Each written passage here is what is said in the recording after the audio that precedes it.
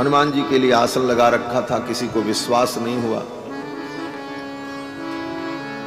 आसन उठाने गए तो आसन उठा ही नहीं, क्यों? बोले हनुमान जी अप्रत्यक्ष रूप से वहां विराजमान थे, हनुमान जी को कौन उठावे। हनुमान जी महाराज तो जब चाहें तभी कोई उनको उठा सकता है।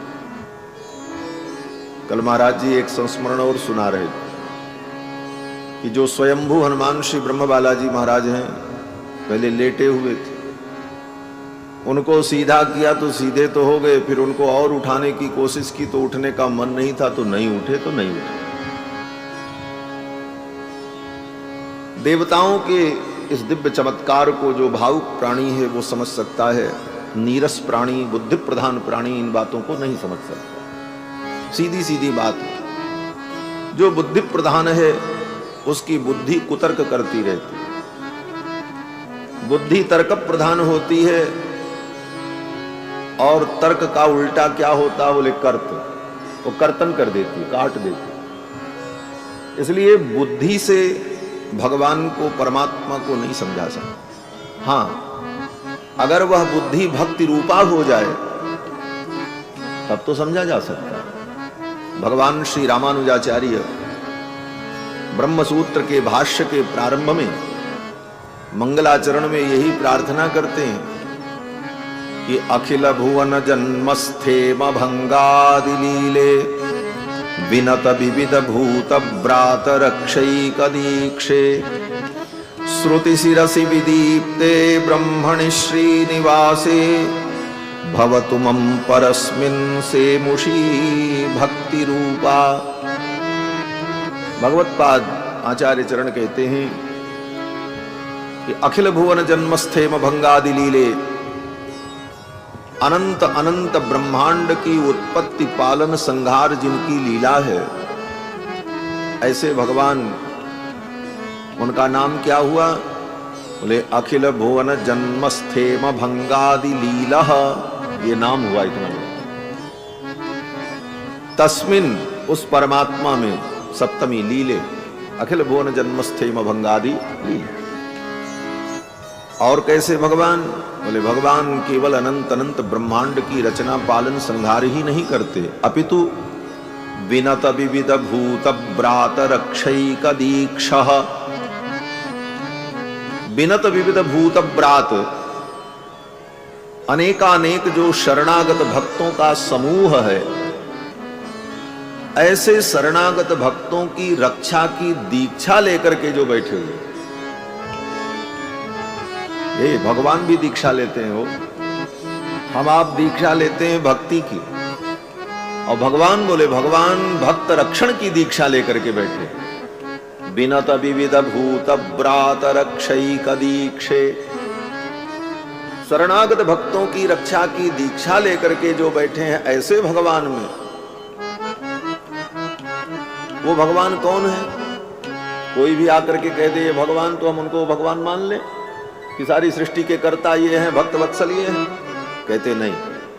तब बोले श्रुति शिरसि विदीप्ते, वेदों का जो सिरोभाग है अर्थात उपनिषद, वेदांत, वेदांत में वेदों के सिरोभाग उपनिषद में जो प्रदीप्त होते हैं, प्रकाशित होते हैं, उपनिषद में ही ब्रह्म तत्व का विवेचन होता है। तो कहते हैं कि श्रुति शिरसि विदीप्ते, श्रुति के सिरोभाग उपनिषद में, वेदांत में जो विदीप्त होते हैं, प्रकाशित होते हैं, जिन्हें वहां जाना जाता है, पढ़ा जाता है, वो कौन है? बोले ब्रह्मणि, वही ब्रह्म है, परमात्मा। वो कौन है? उनका कोई नाम रूप? बोले हाँ, नाम रूप भी है, नाम रूप रहित नहीं। वैष्णवों का सिद्धांत तो यही, भगवान नाम रूप रहित नहीं। ब्रह्मणि श्रीनिवासे, उनका नाम क्या है? बोले श्रीनिवास, लक्ष्मी निवास। जो लक्ष्मी के हृदय में निवास करते हैं, किंवा लक्ष्मी जिनके हृदय में निवास करती हैं, श्रीनिवासे भवतु मम परस्मिन्, ऐसे परमात्मा में भवतु हो, क्या हो? बोले शेमुषी भक्ति रूपा, हमारी बुद्धि भक्ति रूपिणी हो जाए। सेमुषी माने बुद्धि, हमारी बुद्धि भक्ति रूपिणी हो जाए। तो बुद्धि भक्ति रूपिणी हो जाए तब तो बुद्धि से भगवान को जाना जा सकता है। लेकिन अगर भक्ति प्रधान न होकर के तर्क प्रधान बुद्धि बनी रहे तो बुद्धि के द्वारा भगवान को, परमात्मा को कभी जाना नहीं जा सकता। तो इन सब भावों को तर्क प्रधान व्यक्ति नहीं समझ सकता, भाव प्रधान व्यक्ति समझता। तो श्री हनुमान जी महाराज की मंगलमयी कृपा, और आज तो श्री हनुमान जयंती है। हनुमान जी की जयंती, हनुमान जी का अवतार ही इस धरा मंडल पर भगवान की सेवा के लिए और भगवान के कैंकर्य के लिए हुआ। हनुमान जी जब अपने बल को भूल गए तो जामवंत जी ने यही कहा, राम काज लगी तव अवतार। आपका तो अवतार ही राम जी के काम के लिए हुआ। और ऐसे श्री हनुमान जी महाराज, जहां कहीं भगवान की कथा हो तो हनुमान जी बड़े विनम्र भाव से पधारते। यत्र यत्र रघुनाथ कीर्तनम तत्र तत्र कृतमस्तकांजलिम। और किस रूप में बैठकर वो कथा सुनते हैं ये कोई जान नहीं सकता। और कथा सुनकर के भाव विभोर भी होते हैं।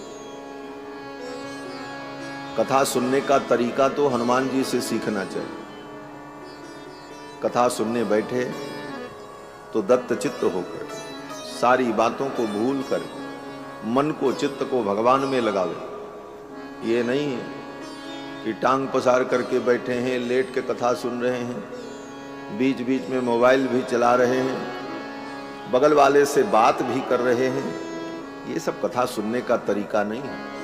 इस तरह से फिल्म तो देखी जाती है, थिएटर में बैठ के फिल्म देखना हो तो फ्री स्टाइल में कैसे भी रहो, लेकिन यहाँ तो बड़ी मर्यादा का पालन करना चाहिए। बैठ गए तो अगर कोई बहुत बड़ी समस्या ना आवे तो जब तक कथा पूर्ण न हो, व्यास जी न उठे, तब तक आसन छोड़ के उठना भी नहीं चाहिए। बैठे तो बैठे, जब मन किया आए, जब मन किया चले गए, जब मन किया तो आगे आकर के बैठ गए, जब मन किया तो आगे से उठ करके चल पड़े। ये सब मर्यादाएं कथा में,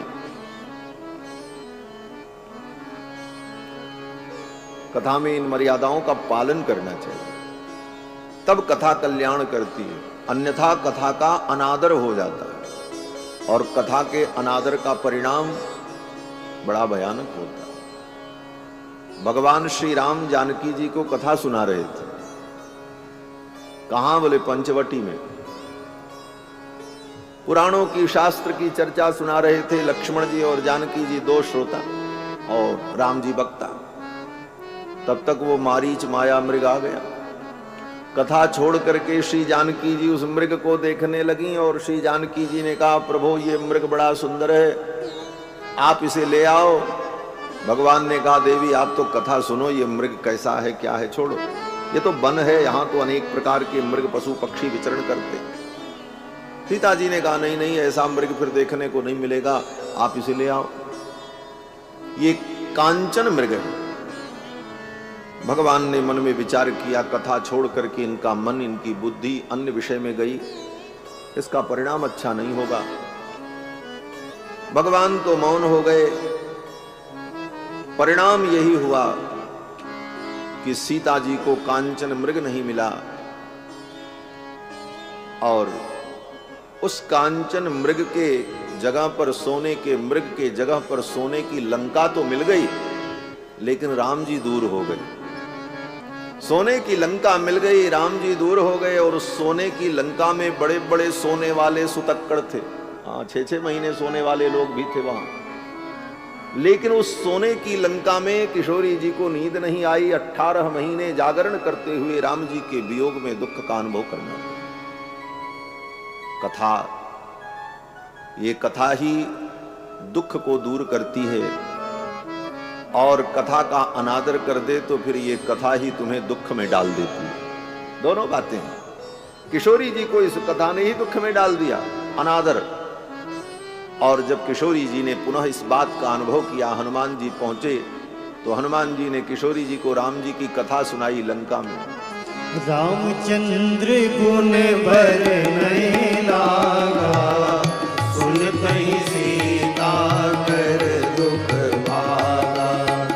रामचंद्र गुण भर नहीं लागा, सुनतहि सीता कर दुख भागा। सुनतहि सीता कर दुख भागा, सुनतहि सीता कर दुख भागा। भगवान की कथा कैसे सुननी चाहिए, हनुमान जी से सीखो। हनुमान जी महाराज कथा में आते और जहां जगह मिल जाए कहीं भी बैठ और कथा सुन करके उनका हृदय गदगद होता। सूखे पत्थर जैसे बन करके कथा सुनने का कोई फल नहीं होता। कथा तो सुन करके व्यक्ति भीग जाए, उसका अंतःकरण द्रवीभूत हो जाए, और अंतःकरण द्रवीभूत हुआ इसका परिणाम क्या, बोले कोई प्रसंग आए तो आंखों में आंसू आ जाए। स्वयं भगवान कहते हैं, मम गुण गावत पुलक शरीरा, गद गद गिरा नयन बहरीरा। मम गुण गावत पुलक शरीरा, गद गद गिरा नयन बहरीरा। गद गद गिरा नयन बहरीरा। गद गद गिरा नयन बहरीरा। भगवान की कथा सुन करके वाणी गदगद हो, आंखों से अश्रुपात हो, लेकिन किसके, बोले सुनने वाले। सुनाने वाला इतना गदगद हो जाए तो फिर सुनाई नहीं पाएगा। ये सुनने वाले के लिए। हाँ, क्यों, बोले जो व्यक्ति डूबा होता है वो वर्णन नहीं कर सकता, और जो वर्णन करेगा वो डूब नहीं सकता। कोई व्यक्ति पानी में डुबकी लगावे तो उससे पूछो तुमको क्या अनुभव हुआ, बोले बाहर निकले तो बताओ। और जब बाहर निकले तो बोले अनुभव तो बता रहे हो, लेकिन तुम तो डूबे नहीं हो। बोले डूबे होते तो फिर बताते कैसे। इसलिए यह स्थिति श्रोता के लिए बनती है। बाग गदगदाद द्रवते यस्य चित्तम, रुदंत्य भीक्षणम हसति क्वचिच्च, विलज्ज उद्गायत नृत्यते च मद्भक्ति युक्ता भुवनम पुनः। भगवान कहते हैं, गोविंद श्री कृष्ण, कि वाणी गदगद हो जाए, द्रवते यस्य चित्तम, चित्त द्रवीभूत हो जाए,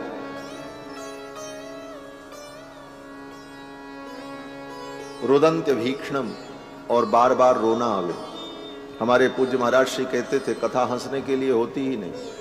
लोग कहते महाराज अमुक महात्मा कथा सुना रहे थे, खूब हंसाया, खूब नचाया, खूब हंसाया। लेकिन भगवान क्या कहते हैं, बोले भगवान कहते हैं रुदंत्य भीक्षणम। अभीक्षणम माने बार बार, बार बार कथा में रुदन हो, रोना हो, ये कथा का स्वरूप। रुदंत्य भीक्षणम, हंसति क्वचिच्च, हंसना तो कभी कभी हो।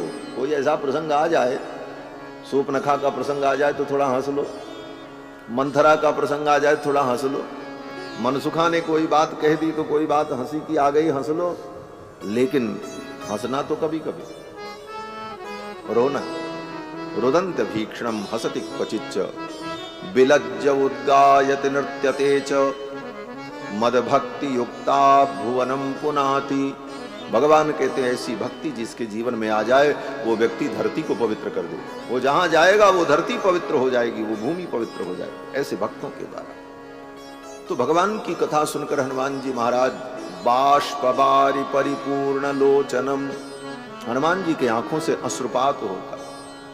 ऐसे हनुमान जी महाराज इस रामायण कथा के रत्न हैं। रामायण महामाला रत्नम वंदे नीलात्मजम। रामायण रूपी ये जो कथा की माला है, इस माला में जो पदिक है, जो हार है, जो रत्न है, वो तो हनुमान जी महाराज। श्री हनुमान जी महाराज की पावन जयंती, पावन पर्व, और ऐसे पर्व पर रामायण जी की कथा पूज्य महाराज श्री का सानिध्य, विप्र कुलभूषण, गायत्री के महान उपासक, जिनकी तपस्या और साधना के फलस्वरूप श्री हनुमान जी महाराज का यहाँ पर सानिध्य विराजमान हुआ और लोगों का कल्याण, लोगों का मंगल हो रहा है। तो श्री हनुमान जी महाराज की चर्चा प्रारंभ हुई। हनुमान जी कथा में कहीं भी कभी भी आते, किसी भी रूप में आ सकते हैं, इसलिए कथा में कभी किसी का अनादर भी नहीं करना चाहिए। कथा में कोई बैठा है, भले वो दीनहीन मलिन हो, उसे ऐसा वैसा समझ करके उसकी उपेक्षा मत करो, उससे भी आदर पूर्वक प्रेम पूर्वक व्यवहार करो। पता नहीं हनुमान जी ही न बैठे उस रूप में। और ऐसी घटना हुई, गोस्वामी तुलसीदास जी महाराज जब कथा सुनाते तो श्री हनुमान जी महाराज एक कोढ़ी का रूप धारण करके आते थे कथा सुनने। कुष्ठ रोग, मक्खियां भिनक रही हैं, गंदे कपड़े, शरीर से बदबू आ रही है, किनारे कोने में जहां कोई जाता ही नहीं, जहां लोगों के जूता चप्पल रखे जाते वहीं बैठकर पड़े पड़े कथा सुनते। लोग समझते कोई भिखारी है, लेकिन वो भिखारी नहीं, श्री हनुमान जी महाराज बैठ के कथा सुनते। पता कैसे चला?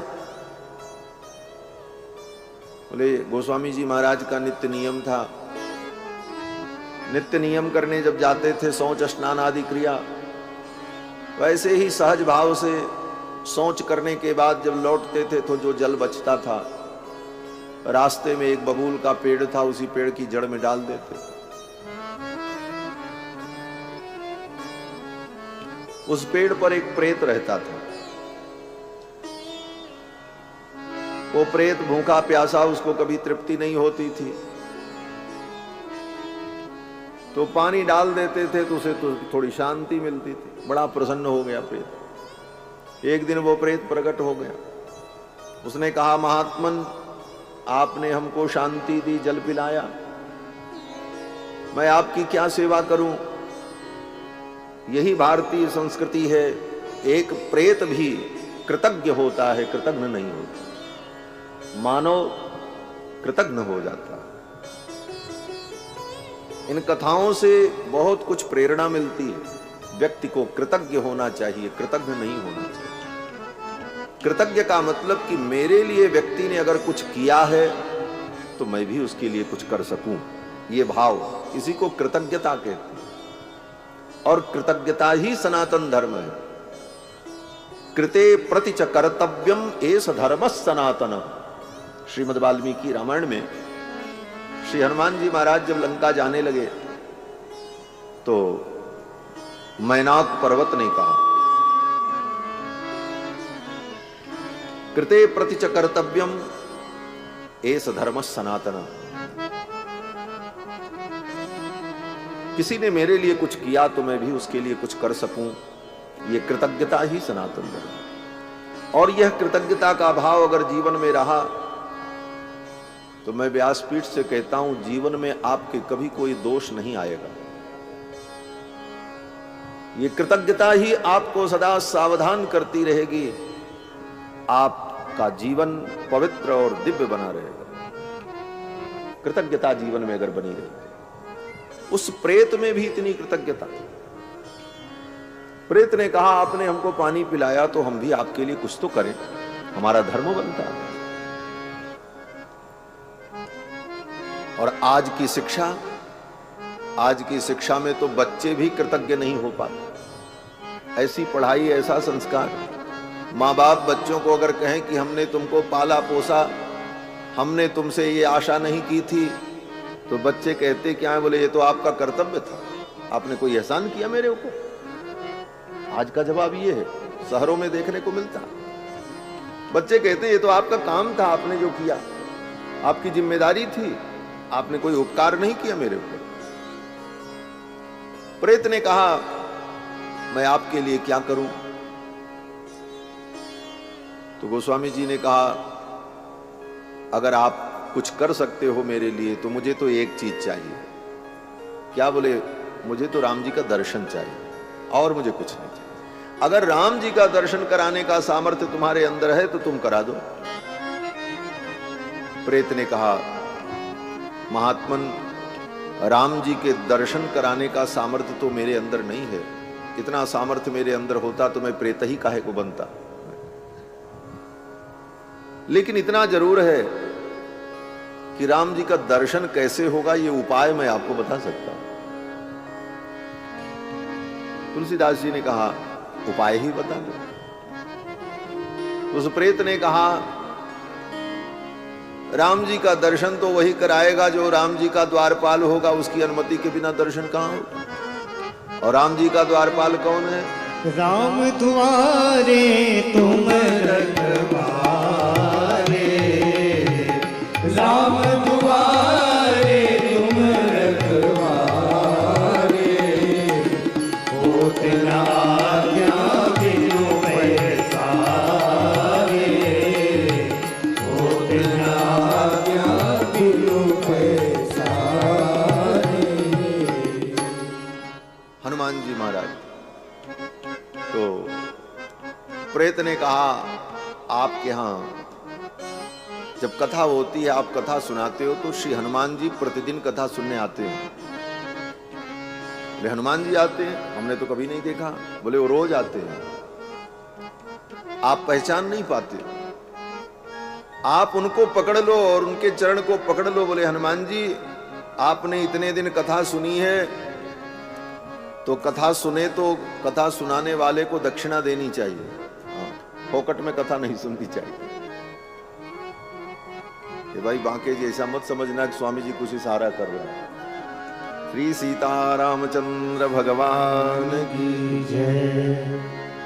दक्षिणा का मतलब वही बात, कृतज्ञता, कृतज्ञता ज्ञापन ही है। उस प्रेत ने कहा कि यही मांग लेना कि भाई कथा सुनी है तो कुछ तो दक्षिणा दो। क्या दक्षिणा दे? तो हनुमान जी से यही कहना कि आप तो मेरे मन के अनुकूल दक्षिणा यही दो कि अपने स्वामी रघुनाथ जी का हमें दर्शन करा दो। बोले, ठीक। प्रेत ने बताया कि आपकी कथा में वो जो दूर एक भिखारी बैठा रहता है, गोस्वामी जी ने कहा, हाँ, एक बैठा तो रहता है और वहीं पड़ा रहता है। बोले, वो कोई और नहीं, श्री हनुमान जी महाराज। अब तो महाराज दूसरे दिन जब कथा समाप्त हुई, लोग चले गए, हनुमान जी महाराज वहीं पड़े थे। गोस्वामी जी ने जाकर के प्रणाम किया और चरण पकड़ लिया।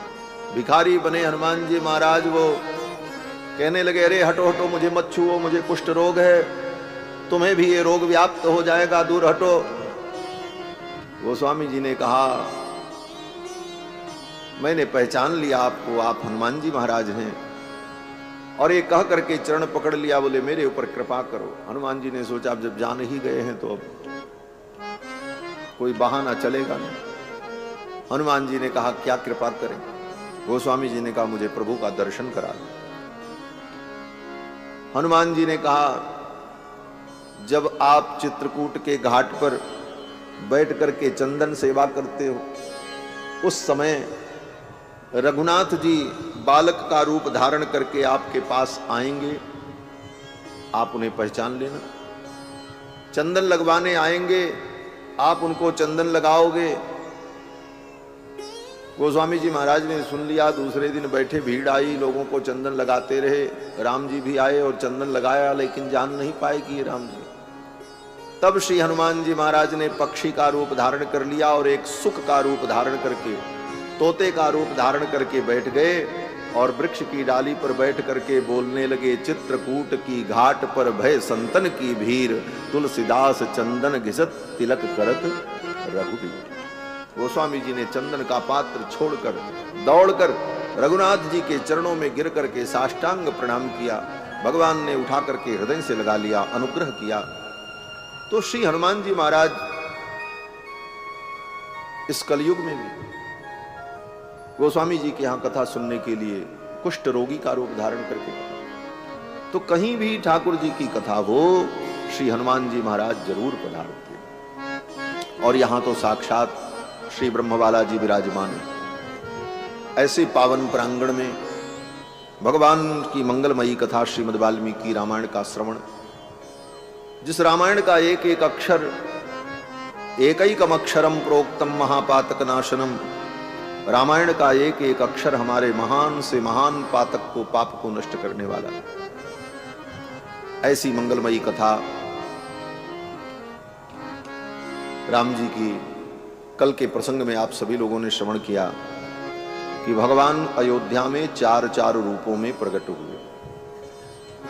कृत्वात्मानं चतुर्विधम पितरम रोचयामास तदा दशरथम नृपम, राजा दशरथ को पिता बनाने की इच्छा की और चार रूपों में भगवान अयोध्या में प्रकट हुए। कृत्वात्मानं चतुर्विधम, एक ही तत्व परमात्म तत्व चार रूपों में अयोध्या में प्रकट हुए। यही वेदव्यास जी भी कहते हैं, चतुर्धागाद हरिहि, चतुर्धागाद, भगवान चार रूपों में प्रकट हुए। राम लक्ष्मण भरत शत्रुघ्न, ये भगवान के चतुर्व्यूह हैं। भगवान के 5 रूपों का वर्णन वैष्णवाचार्यों ने किया है। पर, व्यूह, विभव, अंतर्यामी, अर्चा, ये 5 रूप। संक्षेप में इसका परिचय बता दें। पर, भगवान का पर रूप माने वैकुंठ में, साकेत में, गोलोक में भगवान जो विराजमान हैं उनका वह रूप पर रूप है। पर माने श्रेष्ठ, परम श्रेष्ठ रूप, पर तत्व का रूप पर। और दूसरा व्यूह, वही भगवान व्यूह रूप में जब होते हैं तो उनका 4 रूप हो जाता है। वासुदेव, संकर्षण, प्रद्युम्न, अनिरुद्ध, ये चतुर्व्यूह है। परव्यूह, और फिर वही परमात्मा विभव रूप में आते हैं। विभव माने जिस रूप में भगवान का वैभव प्रकट होता है वो भगवान का विभवावतार कहलाता है। रामावतार, कृष्णावतार, ये सब भगवान का विभवावतार है, ये विभव रूप। तो पर, व्यूह, विभव। और तीसरा वो चौथा अंतर्यामी। अंतर्यामी रूप में भगवान सबके अंदर विद्यमान है। अंतर्बहिश्च तत्सर्वं व्याप्य नारायण स्थितः, अंदर बाहर सब जगह। बोले किसी वस्तु के अंदर भी भगवान हो, बाहर भी भगवान हो, ये बात कैसे समझी जाए? पूरे ब्रह्मांड से बाहर फिर क्या है? सब कुछ तो ब्रह्मांड में। फिर ब्रह्मांड से बाहर भी भगवान है और ब्रह्मांड के कण कण में भी भगवान है, ये बात तो इसी को वेदों ने कहा, सभूमिम सर्वतो वृत्वा अत्यतिष्ठत दशांगुलम। सभूमिम सर्वतो वृत्वा, भूमिम का मतलब अनंत अनंत ब्रह्मांड, वो भी भगवान ही। अंतर्बहिश्च तत्सर्वं व्याप्य नारायण स्थितः, वो परमात्मा सर्वत्र व्याप्त है। तो ये भगवान का अंतर्यामी रूप है। और भगवान का चौथा रूप, 5वां रूप अर्चा। पूजा के लिए, भक्त की वांछा को पूर्ण करने के लिए मूर्ति के रूप में भगवान जो विराजमान रहते हैं, मंदिर में शास्त्र विधि से मूर्ति का निर्माण करके विधि पूर्वक उस मूर्ति में जब प्राण प्रतिष्ठा कर दी गई तो वो भी भगवान है। ये भगवान कौन है? बोले अर्चा भगवान है। इनको अर्चा भगवान कहा जाता है। इसका नाम अर्चावतार है। मंदिर में जो मूर्ति विराजमान होती है वो भगवान का अवतार होता है, अर्चावतार। अर्चना के लिए, पूजा के लिए भगवान का अवतार हुआ उस मूर्ति के रूप। समर्थ होते हुए भी कुछ नहीं करते। उन्होंने सबको बुलाया, बोले आओ सखी तुम भी चलो, तुम भी चलो। अकेले क्यों नहीं चली गई? हर काम में व्यक्ति अकेले भागता है। लेकिन भगवान का दर्शन करने सखियां गई तो सबको लेकर के जा रही और कहती हैं सखियां कि सब मिले आवोरी सजनी मंगल गाइए, हम सब मिलके मंगल गान करें। क्यों? बोले स्वादिष्ट पदार्थ का अकेले उपभोग नहीं करना चाहिए, एक स्वाद न भुंजीत। शास्त्र का सिद्धांत है स्वादिष्ट पदार्थ का अकेले भोग नहीं करना चाहिए, अपने भी खाओ दूसरे को भी खिलाओ। तो सबसे स्वादिष्ट पदार्थ क्या है? बोले सबसे स्वादिष्ट रस अगर कोई है तो रसो वैसह हे वायम लब्ध्वानंदी भवति। वो वेद्य परमात्मा ही परम रस है, इसलिए उस रस का अकेले आस्वादन करने में आनंद नहीं आता, बांट करके करने में आनंद आता। कथा यही है। खाली बांके बिहारी जी बैठ जाएं और हम बैठ जाएं, हम सुनावें वो सुने, तब ये आनंद नहीं होगा नहीं। इतने लोग बैठे तब दूसरा आनंद है, और लोग बैठे तो और आनंद है। ये तो जितना बटे तब इसका आनंद होता है। एक स्वाद न गुंजीत, अकेले स्वादिष्ट पदार्थ का भोग नहीं करना। इसलिए सखियों ने सबको बुलाया और कहा चलो मंगल गाते हैं। और सब दशरथ जी के द्वार पर पहुंची, गावत पैठई भूप द्वारा, और भगवान का मंगल मनाया। भगवान का मंगल मनाना यही भक्त का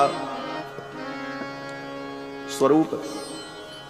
भगवान से अपने मंगल की दिन भर कामना करते रहना ये भक्त नहीं, ये तो लालची और स्वार्थी का स्वरूप है। प्रभु हमको ये दे दो, हमारे बेटे की शादी करा दो, मेरी नौकरी लगवा दो, मेरी जमीन जायदाद ठीक करा दो, ये सब भगवान से अपने मंगल की कामना करना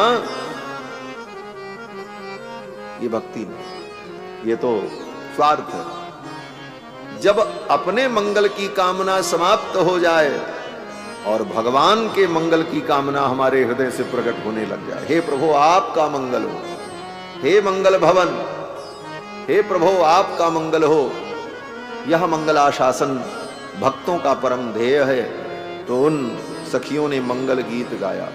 सब मिले ओरी साजनी बढ़िया मंगल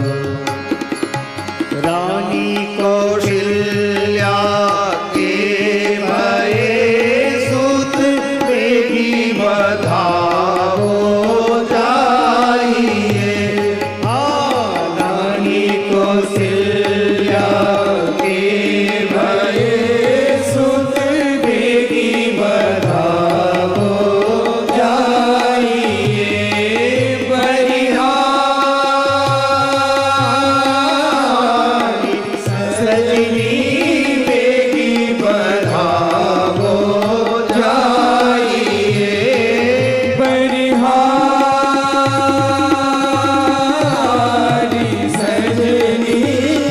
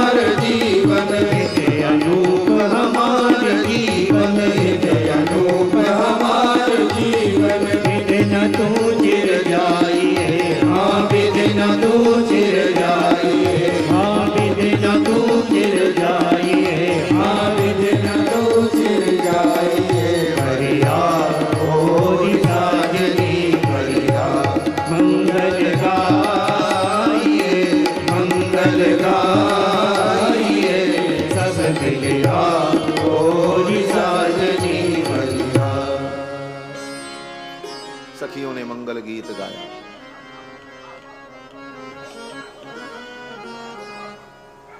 घस चारु चंदन लीप आंगन, मोतिन चौक पुराइए। आंगन को चंदन से लीप कर मोतियों के चौक बनाए, बंदरवार बांधे। बड़ा अद्भुत उत्सव हुआ। जगुह कलम च गंधर्वा नर्तुश्चाप्सरो गणाः। केवल अयोध्या में ही उत्सव नहीं हो रहा, अयोध्या के अंतरिक्ष में गंधर्व लोग नृत्य कर रहे हैं। जगुह कलम च गंधर्वा, गंधर्व लोग गान कर रहे थे, नृत्य कर रहे थे। देव दुंदुभयो नेदुः, देवता आकाश में दुंद भी बजा रहे थे। पुष्प वृष्टिश्चखात पतत, आकाश से पुष्प की वर्षा हुई। नंदन कानन के पुष्पों को देवता लोग ऊपर से बरसा रहे थे। उस समय अयोध्या का क्या आनंद था। भगवान शंकर पार्वती जी से कहते हैं, सखी देवी, उस उत्सव का, उस आनंद का वर्णन कोई कर नहीं सकता। जो देखा, जो अनुभव किया, वही अनुभव जान सकता। वह सुख संपत्ति समय समाजा, कहीं न सकत सारद अहि राजा।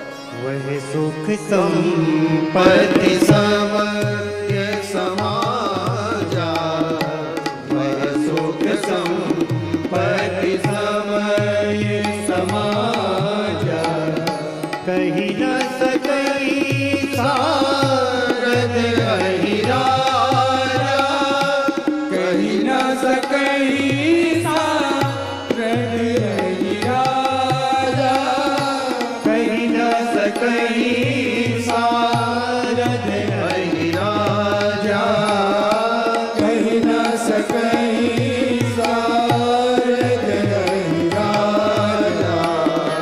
वह सुख संपत्ति समय समाजा, वह सुख संपत्ति समय समाजा, वह सुख संपत्ति समय। उस समय जो सुख, जो आनंद अयोध्या में बरस रहा था, उसका कोई वर्णन नहीं कर सकता। श्री दशरथ जी महाराज ने खजाना खोल दिया, कहा लुटाओ। प्रदेयाश्च ददौ राजा सूत मागध वंदिनाम। सूत को, मागध को, बंदी जनों को खूब लुटाया। प्रदेयाश्च ददौ राजा सूत मागध वंदिनाम। ब्राह्मणेभ्यो ददौ वित्तम गोधनानि सहस्रशः। ब्राह्मणों को भी खूब स्वर्ण मुद्राओं का दान किया, गौओं का दान किया, खूब लुटाया। खजाना खोल दिया, बोले लुटाओ। कितना लुटाया गया? श्री गोस्वामी जी महाराज कहते हैं कि सब कुछ लुटा दिया। लेकिन विशेषता क्या थी? बोले लूटने वाले भी बड़े अद्भुत लोग थे, सब भगवान के भक्त थे। लूटते तो थे मजा के लिए, लेकिन लूटने के बाद जब उनके हाथ में आ जाए तो फिर वो लुटाने लगते। सब लुटा ही रहे। जो पावे वो भी अपने पास नहीं रखे, वो भी लुटा रहा था। सर्वस दानी दीन सब काहू, सर्वस दान दीन सब काहू, जी पावा राखा नहीं काहू, जी पावा राखा नहीं काहू, सब काहू, सर्वस दानी दीन। सबको सब कुछ दिया। विशेषता क्या थी? बोले जेई पावा राखा नहीं ताहू, जो पाया वो भी अपने पास नहीं रखा, वो भी लुटा दिया। दे दे करके लोगों ने अपने घर को खाली कर दिया। श्री गोस्वामी तुलसीदास जी महाराज कहते हैं कि देत सबन मंदिर रितये, दे दे करके अपने मंदिर को, अपने घर को रिक्त कर दिया। देत सबन मंदिर रितये, तुलसीदास पुनि भरे देखियत, राम कृपा चितवनि चितये। तुलसीदास पुनि भरे ही देखिए, फिर देखते हैं तो सब भरा है खड़ा। ऐसी राम जी की कृपा बरस रही थी। एक महात्मा ने कहा कि जब सब लुटा ही रहे थे, जो पा रहा था वो भी लुटा रहा था, तो इतना माल जो लुटाया गया वो माल गया कहां? कुछ लोगों को इसी की चिंता रहती है, माल गया कहां। बुद्धि लगाई, बोले बोले इतना जब लुटाया गया और लूटने वाले कोई, सब लुटाने वाले, तो आखिर इतना सब माल गया कहां?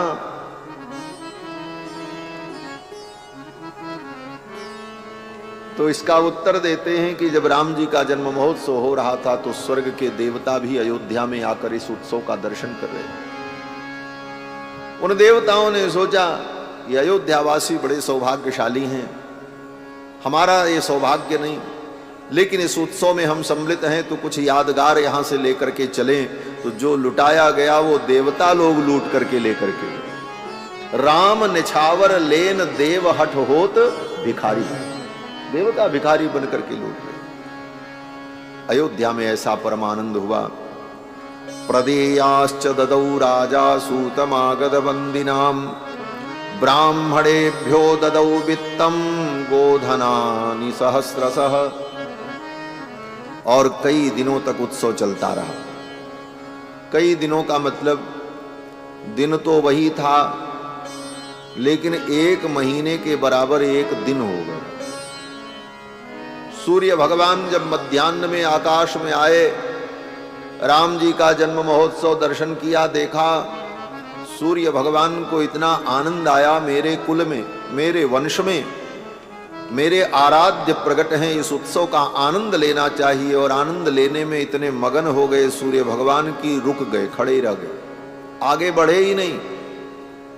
और कब तक? बोले एक महीने तक। एक महीने तक सूर्य भगवान आकाश में रुके रहे। परिणाम क्या हुआ? बोले एक महीने के बराबर एक दिन हो गए। मास दिवस कर दिवस भा मरम न जाना कोय, रथ समेत रवि था क्यों निशा कवन विधि होय। रात भई ही नहीं, दिन भर सूर्य भगवान एक महीने तक रुके रहे। एक महीने के बराबर एक दिन होगा।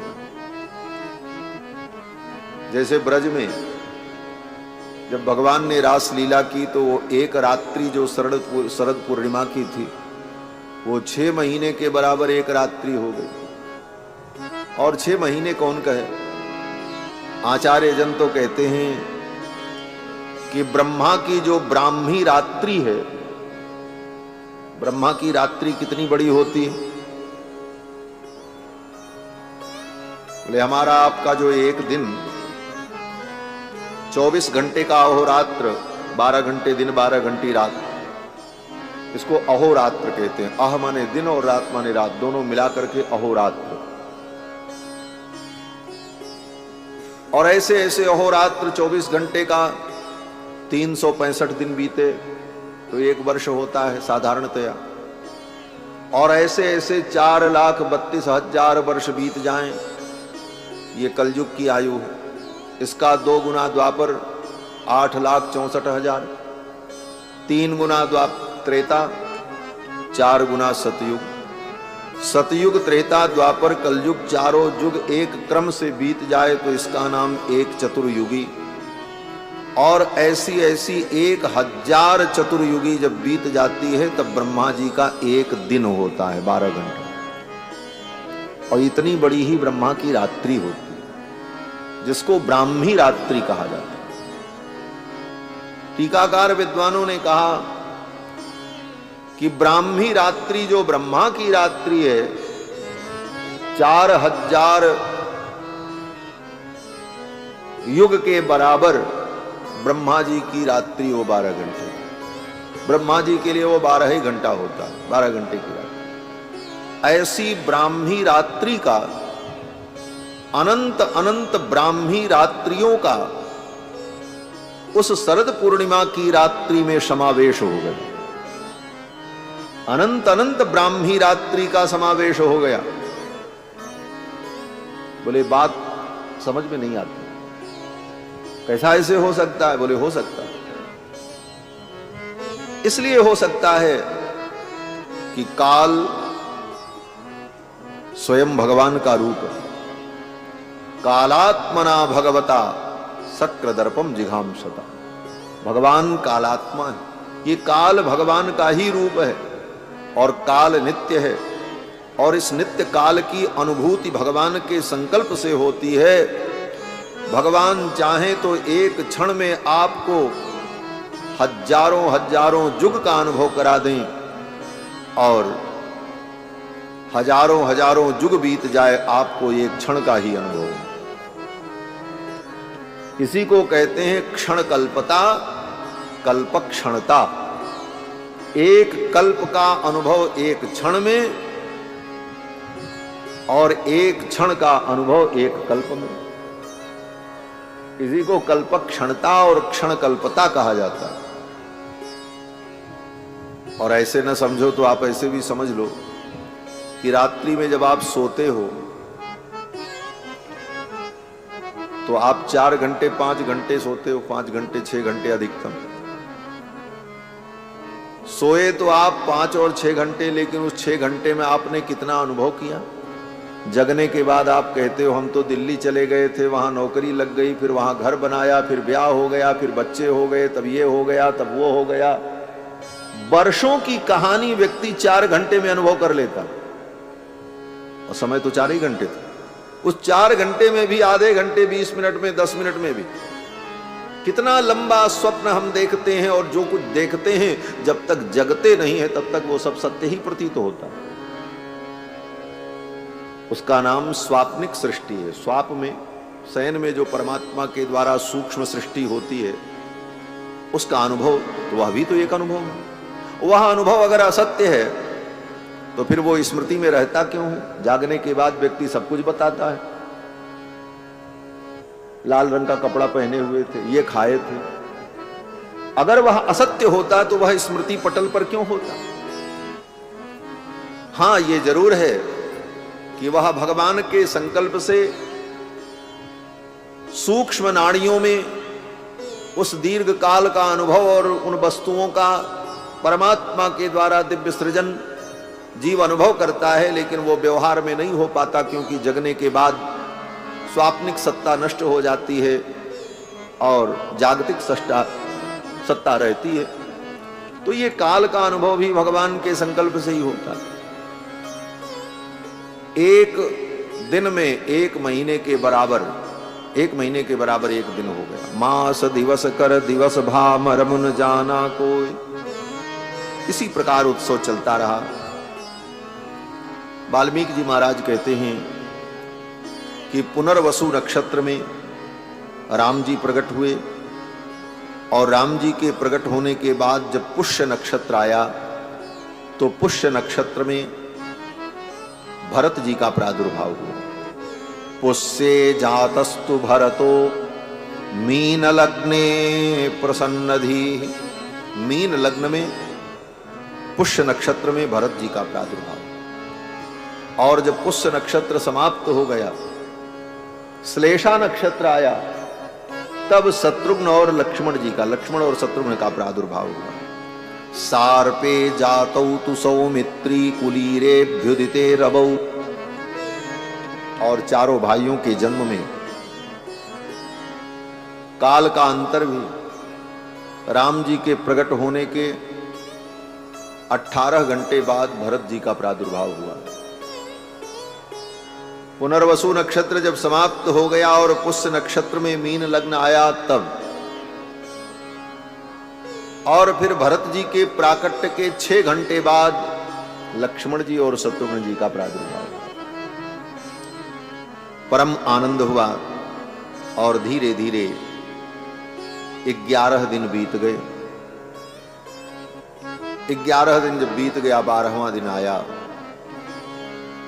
तो गुरुदेव वशिष्ठ ने चारों कुमारों का नामकरण संस्कार किया। अतीत्यैकादशाहं तु नाम कर्म तथा करोत्।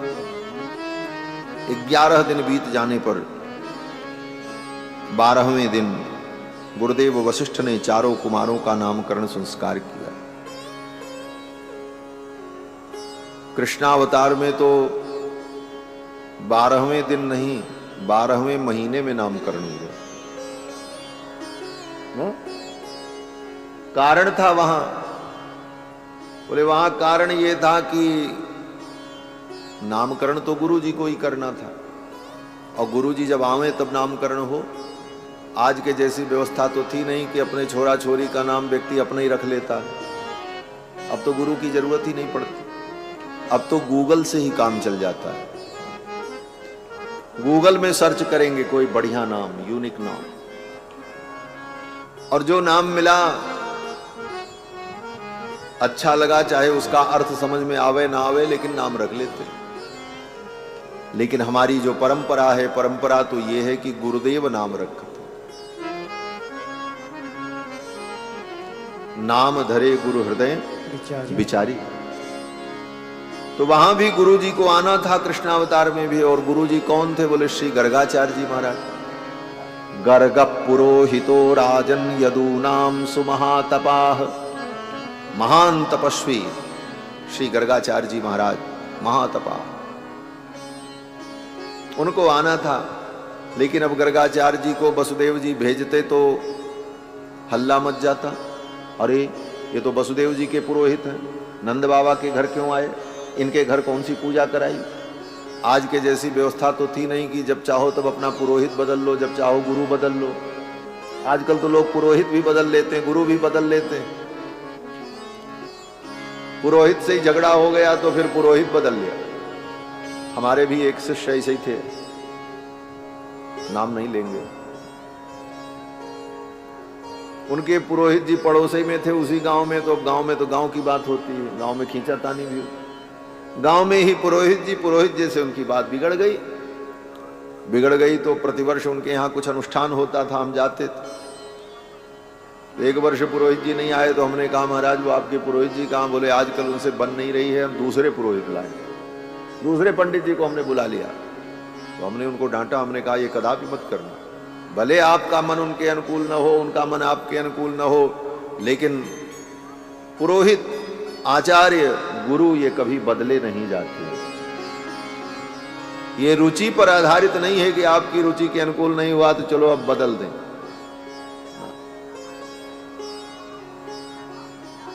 गुरु तो वही रहते जैसे भी है। जो तुम्हारे भाग्य में था वो तुमको मिला, इसलिए कभी ये नहीं सोचना चाहिए कि महाराज वो बड़े अच्छे हैं उनको गुरु बनाते। जो तुमने बना लिया, जो तुमको मिल गए, वही तुम्हारे लिए बने थे, और तुमको उनके लिए भगवान ने बनाया था, वही निष्ठा दृढ़ करो, वो बदलना नहीं चाहिए।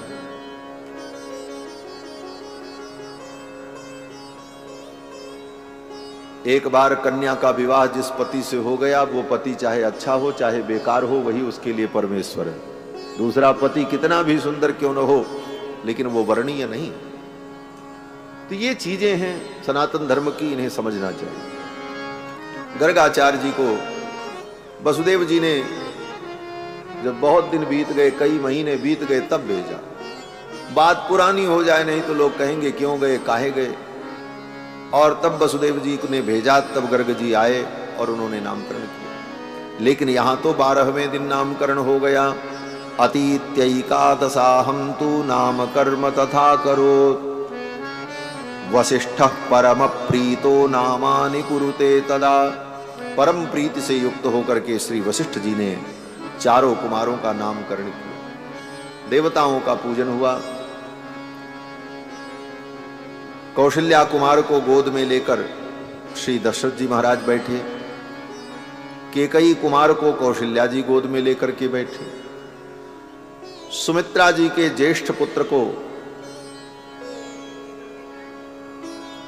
महारानी केकई गोद में लेकर के बैठे और कनिष्ठ पुत्र को सुमित्रा जी स्वयं लेकर के बैठे। तीनों रानियां और महाराज चारों एक एक पुत्र को गोद में लेकर के बैठे। सामने प्रशस्त वेदिका पर सिंहासन पर गुरुदेव विराजमान, देवताओं का पूजन हुआ। चारों तरफ भक्त लोग बैठे दर्शन कर रहे हैं। चारों कुमारों का नामकरण होने जा रहा है। गुरुदेव वशिष्ठ ने कौशल्या कुमार को गोद में लिया और ज्यों ही गोद में लिया, गोद में लेते ही गुरुदेव वशिष्ठ की आंखें बंद हो गईं और उन्हें प्रेम की समाधि लग गई। ध्यान में डूब गए। दशरथ जी महाराज सोचने लगे गुरुजी सो गए क्या, गुरुजी को नींद आ गई। लेकिन गुरुजी तो प्रेम की समाधि में चले गए। वशिष्ठ परम प्रीतो नामानि कुरुते तदा। रघुनाथ जी को गोद में लेते ही वशिष्ठ जी को प्रेम की समाधि लग गई और अपने पिता ब्रह्मा जी के उन वचनों का स्मरण हो गया। क्या स्मरण? बोले जब इक्ष्वाकु मनु को अयोध्या का राज्य ब्रह्मा जी ने प्रदान किया तो इक्ष्वाकु मनु ने कहा अयोध्या का राज्य तो आप दे रहे हैं लेकिन हमारा कोई पुरोहित नहीं, बिना आचार्य के, बिना पुरोहित के धार्मिक कृत्य अनुष्ठान यज्ञ यागादि कैसे संपन्न होगा, हमारा मार्गदर्शन कौन करेगा, कोई मेरा पुरोहित भी तो होना चाहिए, मैं किसे अपना पुरोहित बनाऊं। तो ब्रह्मा जी ने अपने ज्येष्ठ पुत्र वशिष्ठ जी से कहा आप इनके पुरोहित बन करके जाओ। वशिष्ठ जी ने कहा मैं पुरोहित बन करके नहीं जाऊंगा। क्यों? बोले पुरोहित बनने में यजमान का दान और प्रतिग्रह लेना पड़ता है। यजमान का दान प्रतिग्रह लेने पर पुण्य नष्ट होता है। लोग ब्राह्मण को, आचार्य को जो दान देते हैं उनको लगता हमने बड़ा उपकार किया। उपकार आपने नहीं किया, उपकार तो उस ब्राह्मण ने किया जो तुम्हारा दान ले लिया। उसने तुम्हारे नश्वर दान को लेकर, तुमने जो दान किया वो नष्ट हो जाएगा। जो वस्तु होगी एक दिन खत्म हो जाएगी, लेकिन तुम्हारे उस नश्वर दान को लेकर के उसने तुमको वरदान दिया, आशीर्वाद दिया। तुमने तो दान दिया, उसने वरदान दिया, श्रेष्ठ दान किया, पुण्य दान किया। तुमने तो वस्तु दी और उसने तुमको पुण्य प्रदान किया, पुण्य का दान किया।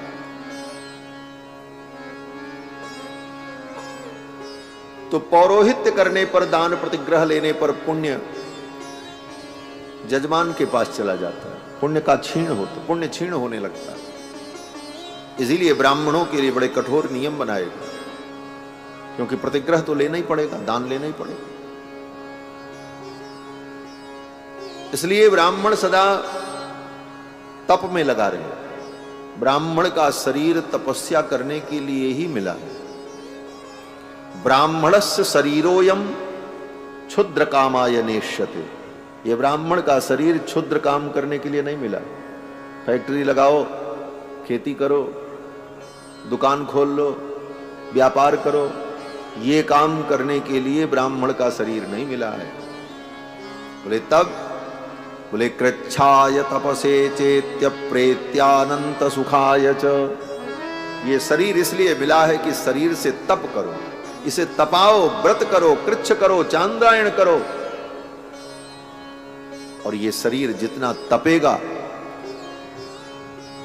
उतना ही इसमें तेज बढ़ेगा। जैसे स्वर्ण जितना तपता है उतना ही चमकता है। ब्राह्मण का जीवन तपोमय होना चाहिए। वशिष्ठ जी ने कहा मैं पुरोहित बनकर के जाऊंगा, मेरी तपस्या क्षीण हो जाएगी, जजमान का प्रतिग्रह ले लेकर के हमारे पुण्य नष्ट होंगे, इसलिए मैं जजमान पौरोहित्य कर्म नहीं करूंगा। मना कर दिया। पौरोहित्य कर्म अति मंदा, वेद पुराण सुमित कर निंदा। वशिष्ठ जी ने यही कहा। तब ब्रह्मा जी ने कहा, देखो अगर इनके पुरोहित बनकर के जाओगे तो एक बहुत बड़ा लाभ तुम्हें मिलेगा। क्या लाभ मिलेगा? ब्रह्मा जी ने कहा, इन्हीं के कुल में आगे चल करके एक राजा होंगे जिनका नाम महाराज दशरथ होगा। उनके यहां यज्ञ के द्वारा 4 पुत्रों के रूप में भगवान प्रकट होंगे। वशिष्ठ जी ने कहा, भगवान? बोले हां, परब्रह्म परमात्मा भगवान नारायण 4 रूपों में प्रकट होंगे और तुम्हें यह सौभाग्य मिलेगा कि तुम उन्हें अपने गोद में खिलाओगे, उनका नामकरण करोगे। वो बड़े होंगे तो तुम्हारे गुरुकुल में पढ़ने जाएंगे, तुम्हारे शिष्य बनेंगे। उनकी उंगलियों को पकड़ करके तुम लिखना सिखाओगे, उनकी उंगलियों को पकड़ करके तुम उन्हें चलना सिखाओगे। वो तुम्हारी गोद में बैठ करके क्रीड़ा करेंगे, बाल लीला करेंगे और बाल लीला करते करते कभी कभी तुम्हारी दाढ़ी भी पकड़ करके खींच लेंगे। बच्चा गोद में बैठे और दाढ़ी हो तो कभी न कभी तो पकड़ ही लेता। ब्रह्मा जी ने जब वशिष्ठ जी से ये सब बातें कही तो वशिष्ठ जी तो भाव विभोर हो गए। परब्रह्म परमात्मा सच्चिदानंद मुझे इतने सुलभ होंगे कि मैं उन्हें अपनी गोद में बैठाऊंगा, हृदय से लगाऊंगा, उनका नामकरण करूंगा, वो मेरे गुरुकुल में पढ़ेंगे, मेरे साथ खेलेंगे, मेरे पास रहेंगे। ब्रह्मा जी ने कहा हाँ।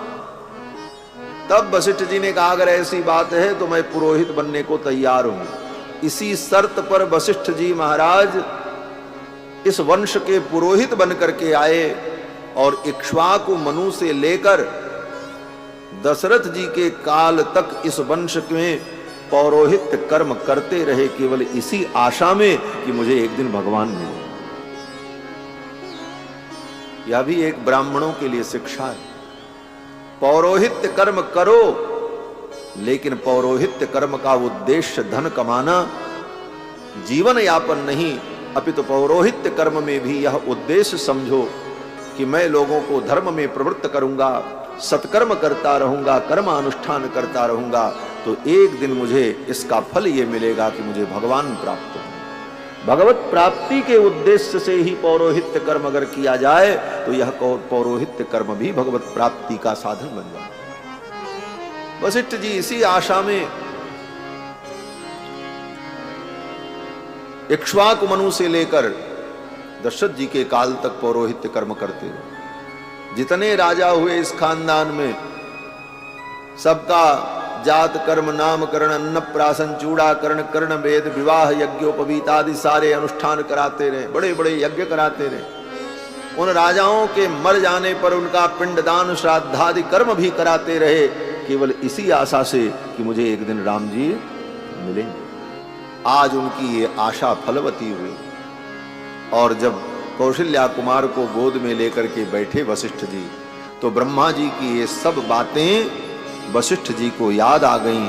हृदय गदगद हो गया, आंखें बंद हो गईं और प्रेम की समाधि में वशिष्ठ जी महाराज डूब गए। उपरोहित कर्म अति मंदा, उपरोहित कर्म अति मंदा, वेद पुराण सुमिति कर निंदा, वेद पुराण सुमिति कर निंदा। जब न लेऊ में तब विधि मोही, जब न लेऊ में तब विधि मोही। कहाँ लाभ आगे सुत तोही, कहाँ लाभ आगे सुत तोही। परमात्मा ब्रह्म नर रूपा, परमात्मा ब्रह्म नर रूपा। हो यही रघु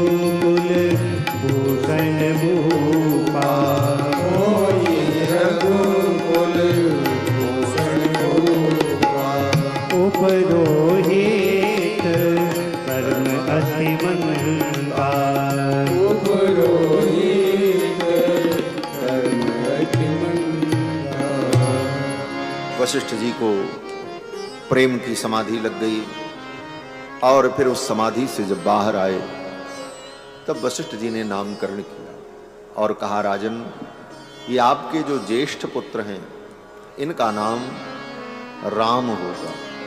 ज्येष्ठम रामम महात्मानम, ये आपके जो ज्येष्ठ पुत्र हैं राम, इनका नाम राम होगा और ये महान आत्मा है। ज्येष्ठम रामम महात्मानम भरतम कैकेयी सुतम, और ये जो कैकेयी के पुत्र हैं इनका नाम भरत होगा।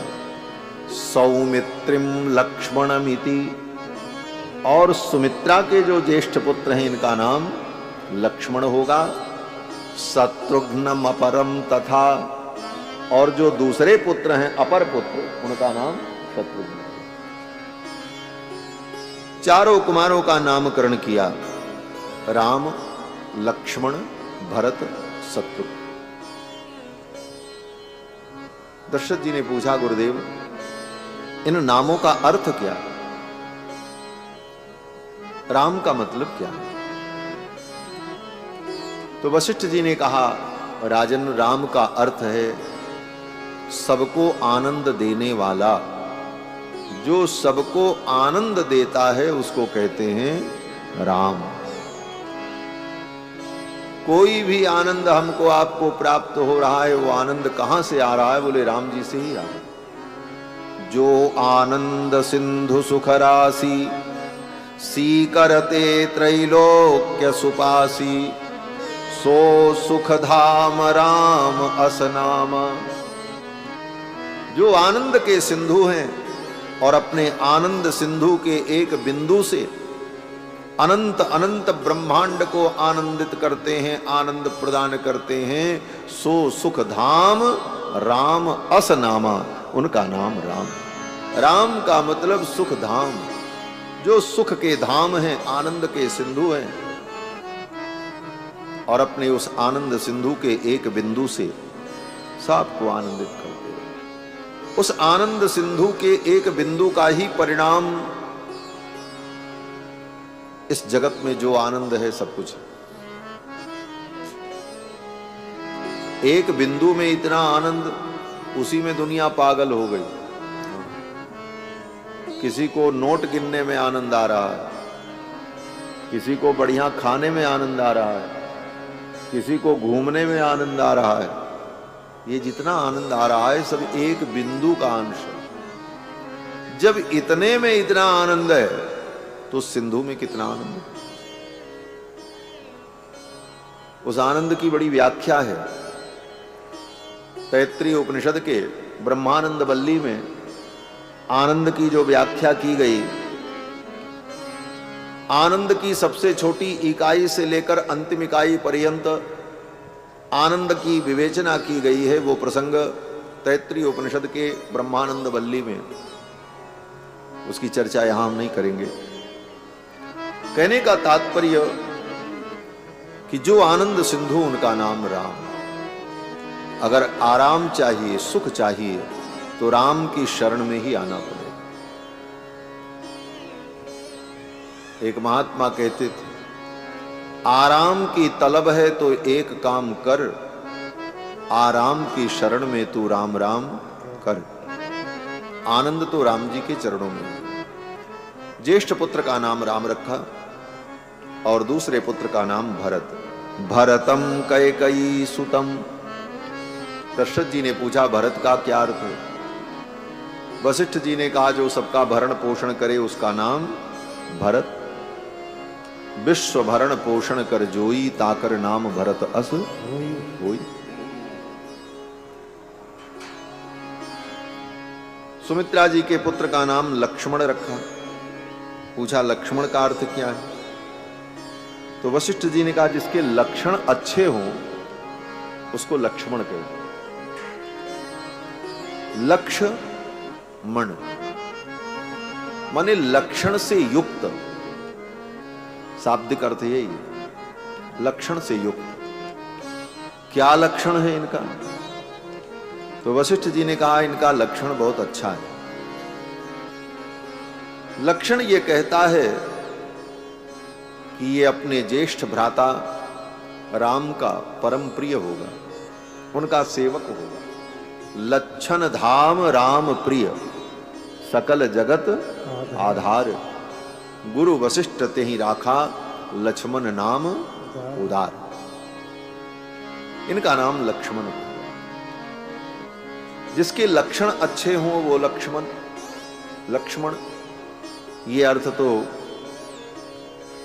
है ही है, लेकिन भावनात्मक ढंग से अगर एक अर्थ समझें तो हम भक्तों के लिए बड़ी ही प्रेरणा का अर्थ है लक्ष्मण। जिसने अपने मन को अपने लक्ष्य में लगा दिया उसका नाम लक्ष्मण। जीव का एकमात्र लक्ष्य परमात्मा। हमारा आपका सबका लक्ष्य क्या है? अगर कोई पूछे तो इसका भी सही उत्तर वही व्यक्ति दे सकता है जो सत्संगी होगा। जिसने जीवन में सत्संग नहीं किया और वो भी बहुत काल तक सत्संग नहीं किया।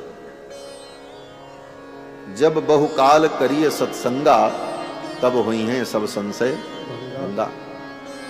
अगर कोई पूछे कि आपका लक्ष्य क्या है, तो इस प्रश्न का सही उत्तर आप नहीं दे पाएंगे।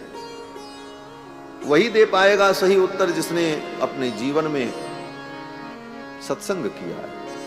नहीं तो उत्तर क्या देगा व्यक्ति? किसी से पूछो भाई तुम्हारा लक्ष्य क्या है, बोले हमारा लक्ष्य तो डॉक्टर बनना है। दूसरे से बोले हमारा लक्ष्य तो इंजीनियर बनना है। हमारा लक्ष्य क्या? बोले हम नेता बनना चाहते हैं, हमारा ये लक्ष्य है। ये सब लक्ष्य नहीं है। ये सब तो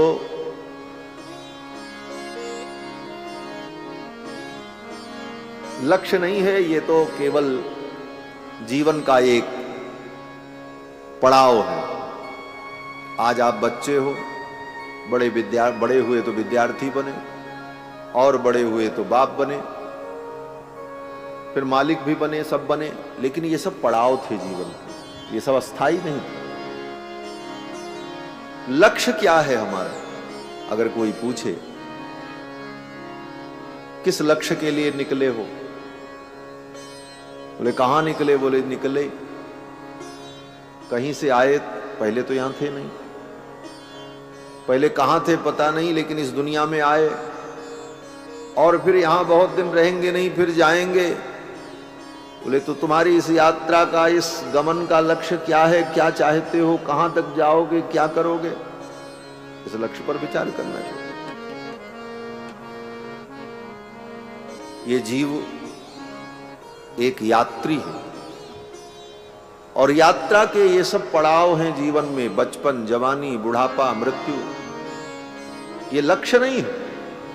और जवानी, बुढ़ापा, मृत्यु, इन सब के दौरान जो वस्तुएं प्राप्त होती हैं, छूटती हैं, जिसे हम चाहते हैं, पाते हैं, प्रयास करते हैं, वो यथार्थ लक्ष्य नहीं। जीव का एकमात्र लक्ष्य परमात्मा। उपनिषद कहता है कि प्रणवो धनुस्सरो ह्यात्मा ब्रह्म तल्लक्ष्यमुच्यते। प्रणवो धनु, भगवान के मंत्र को धनुष बनाकर, सरो ह्यात्मा, अपनी आत्मा को बाण बनाकर, और ब्रह्म को, परमात्मा को लक्ष्य बनाकर, ब्रह्म तल्लक्ष्यमुच्यते। अप्रमत्तेन वेधव्य, प्रमाद से रहित होकर उस लक्ष्य का भेदन करो। यही जीव का परम लक्ष्य है। परमात्मा ही परम लक्ष्य है, दूसरा कोई लक्ष्य नहीं। लेकिन उस लक्ष्य को हम भूलकर दुनिया की अन्य वस्तुओं को लक्ष्य मानकर उसी में अपनी ऊर्जा का व्यय कर देते। सच्चे लक्ष्य को जान लेना और उस लक्ष्य में अपने मन को लगा देना, यही इस जीवन की सार्थकता है। और लक्ष्मण जी के चरित्र से ये शिक्षा लेनी चाहिए। लक्ष्मण जी ने अपने मन को अपने लक्ष्य में लगा दिया। लक्ष्य क्या है? बोले राम जी। और कब से लगाया? बोले बचपन से। 12 ते निज हित पति जानी, लक्ष्मण राम चरण रति मानी। माने। बचपन से ही अपने मन को अपने लक्ष्य में, परमात्मा में लगा दिया। तो जीव का एकमात्र लक्ष्य भगवान परमात्मा ब्रह्म है। इसको उपनिषद में बड़े सुंदर ढंग से समझाया है कि लक्ष्य का भेदन करने के लिए वीर रथ पर बैठ करके चलता है। तो वो रथ क्या है? तो उपनिषद में कहा इंद्रियाणि हयान्याहुः, ये इंद्रियां ही घोड़े हैं। शरीरम रथम उच्यते, ये शरीर ही रथ है। और इसमें बैठा रथी कौन है? बोले आत्मा। और सारथी कौन? ओ सारथी कौन है? तो कहते हैं बुद्धि। बुद्धि प्रग्रहमेव तत्। इंद्रियाणि हयान्याहुः, इंद्रियों को घोड़ा बनाकर, शरीर को रथ मानकर, बुद्धि को सारथी बनाकर, यह आत्मा इस शरीर रूपी रथ पर बैठकर अपने लक्ष्य को प्राप्त करने के लिए निकली। अब उस लक्ष्य का भेदन कैसे हो? तो कहते हैं भगवान के मंत्र को, भगवान के नाम को धनुष बनाकर और अपनी आत्मा को ही बाण के रूप में अनुसंधान करते हुए उस लक्ष्य का भेदन करो, उसे प्राप्त करो। यही जीव का परम कर्तव्य है। इसीलिए संसार में ये मानव जीवन हमको मिला है। नर तन भव बारिधि कहूं बेरो, सरमुख मरुत अनुग्रह मेरो। ये भव सागर से पार जाने के लिए मिला है। ये संसार को सजाने के लिए, संसार के प्रपंच को ठीक करने के लिए नहीं मिला। ये प्रपंच आज तक कभी ठीक हुआ ही नहीं। बड़े बड़े आए, ठीक करते रहे और खुद ठीक हो गए, चले गए। तो अपने मन को अपने लक्ष्य में लगा दें, यही जीव का परम उद्देश्य है। और लक्ष्मण जी के चरित्र से यह शिक्षा मिलती है। लक्ष्मण जी ने अपने मन को भगवान के चरणों में ही लगाया और कहीं नहीं लगाया। पूरी रामायण आप पढ़ो, लक्ष्मण जी का मन न अयोध्या में लगता है, न लक्ष्मण जी का मन धन में लगता है, न लक्ष्मण जी का मन किसी पद प्रतिष्ठा में लगता है, न लक्ष्मण जी का मन इसमें लगता है कि कौन अच्छा है कौन बुरा है। इससे भी मतलब नहीं होता। लक्ष्मण जी का तो मन केवल भगवान के चरणों में। यो नित्यम अच्युत पदाम्बुजयुग्म रुक्म व्यामोहतस्तदितराणि तृणाय मेने, यही तो रामानुज का स्वरूप है। तदितराणि तृणाय मेने, तदितर, भगवान से इतर जो कुछ है संसार में सबको तृण समझते। तदितराणि तृणाय मेने। तो नामकरण किया लक्ष्मण, और फिर सबसे छोटे कुमार का नामकरण करते हुए गुरुदेव ने कहा इनका नाम शत्रुघ्न होगा। शत्रुघ्नम अपरम तथा। दशरथ जी ने पूछा शत्रुघ्न का अर्थ क्या है?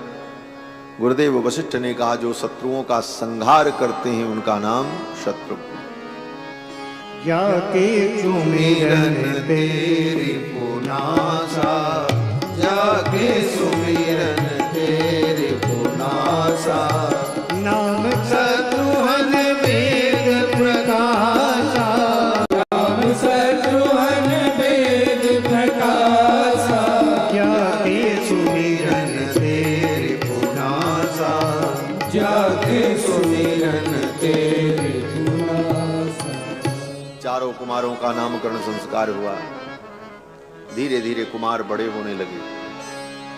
भगवान ने अनेक बाल चरित्र किया। महर्षि वाल्मीकि ने राम जी के बाल चरित्र का वर्णन नहीं किया। नामकरण के तुरंत बाद अगले ही श्लोक में वाल्मीकि जी ने, और एक श्लोक नहीं, श्लोक की अर्धाली में ही बाकी आगे के सभी संस्कारों का वर्णन कर दिया। तेषां जन्म क्रियादीनि सर्वकर्माण्यकारयत्, हो गया था। तेषां जन्म क्रियादीनि, उन कुमारों का जात कर्म, नामकरण, अन्नप्राशन, चूड़ाकरण, कर्णवेद, यज्ञोपवीत, गुरुकुल गमन, वेदादि अध्ययन सब एक ही बार में कह दिया। तेषां जन्म क्रियादीनि सर्वकर्माण्यकारयत्। गुरुकुल में चले भी गए, पढ़ करके आ भी गए और सकल विद्या पारंगत भी हो गए। सर्वे वेद विदस्सूरा सर्वे लोकहिते रताः। बस कोई बाल लीला नहीं सुनी।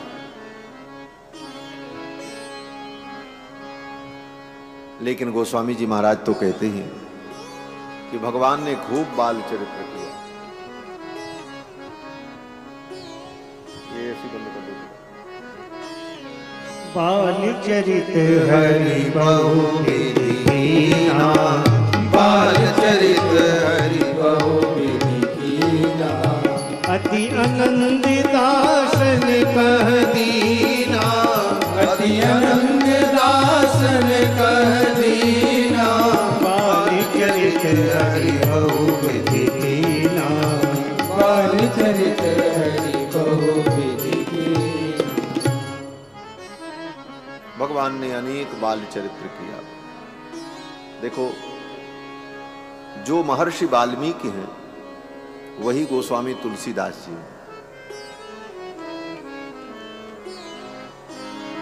श्री नाभादास जी महाराज भक्तमाल ग्रंथ में जब गोस्वामी जी के चरित्र का वर्णन करते हैं तो यही कहते हैं, कलि कुटिल जीव निस्तार हित वाल्मीकि तुलसी भयो। कलयुग के कुटिल प्राणियों का उद्धार करने के लिए महर्षि वाल्मीकि ही तुलसीदास जी के रूप में प्रकट। कलि कुटिल जीव निस्तार हृदय वाल्मीकि तुलसी भयो। कलि कुटिल जीव निस्तार हृदय वाल्मीकि तुलसी भयो। संसार अपार के पार को सुगम रूप नवकार हो। संसार अपार के पार को सुगम रूप नवकार हो। हाँ सुगम रूप नवकार हो। हाँ सुगम रूप नवकार हो। वाल्मीकि जी ही गोस्वामी तुलसीदास जी के रूप में अवतरित हुए। और जो वरदान वाल्मीकि जी को प्राप्त है वो सब वरदान तुलसीदास जी को भी प्राप्त है। वाल्मीकि जी को क्या वरदान प्राप्त था? परसों की कथा में आपने सुना था कि ब्रह्मा जी ने कहा कि राम जी का संपूर्ण चरित्र तुमको दिखाई पड़ेगा। तच्चाप्य विदितम सर्वम विदितम ते भविष्यति। सब चरित्र राम जी का जो गोपनीय और प्रकाशित है वो सब तुम्हें विदित हो जाए। और ये वरदान वाल्मीकि जी को प्राप्त है और वही तुलसीदास जी हैं, इसलिए तुलसीदास जी को भी ये वरदान प्राप्त ही है। इसीलिए गोस्वामी जी महाराज पहले इसी वरदान का ही स्मरण करते हैं। जब गुरु जी की वंदना करते हैं तो कहते हैं बंदौ गुरुपद पदुम परागा। और फिर आगे वर्णन करते हैं कि सूझहि राम चरित मन मानिक गुपुत प्रगट जहां जो जही।